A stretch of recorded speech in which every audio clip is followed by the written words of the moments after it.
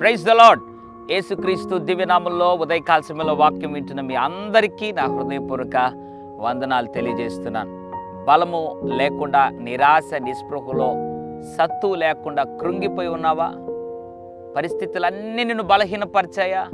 ఒక పక్క కష్టాలు, వ్యాధులు, దుఃఖం, వేదన, అప్పులు, ఇబ్బందులు, భర్త వలన, భార్య వలన, పిల్లల వలన ఏదో బలహీనత పరిస్థితులను బట్టి నీ జీవితంలో కలుగుతూనే ఉందా? తరచుగా దేవుడి ఉదయకాల సమయంలో ఒక అద్భుతమైన వాగ్దానం ఇచ్చి నేను బలపరచాలని ఆశపడుతున్నాడు. మన దేవుడు ఎవరు? కీర్తన 29:11 యెహోవా తన ప్రజలకు బలము అనుగ్రహించును. మన దేవుడు ఎవరు తెలుసా? బలమును అనుగ్రహించే దేవుడు. ఈ లోకములో ఎక్కడ దొరకనటువంటి బలం దేవుడు అనుగ్రహిస్తాడు.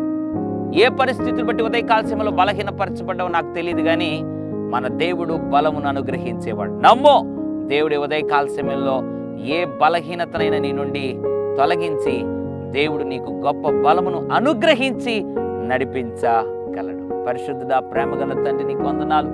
యెహోవా తన ప్రజలకు బలమును అనుగ్రహించును. అవును ప్రభు, ఎంతమంది అయితే బలహీనతతో ఉండి వాక్యం వింటున్నారో, అది ఏ పరిస్థితిలో బలహీనపరచబడినా కూడా ప్రభు, ఇప్పుడే నువ్వు బలమును అనుగ్రహించే దేవుడు కాబట్టి ఇప్పుడే బలమును అనుగ్రహించి నాయన వారిని లేవనెత్తి బలపరిచి నిలబెట్టమని, స్థిరపరచమని యేసు నామములో ప్రార్థిస్తున్నాం తండ్రి.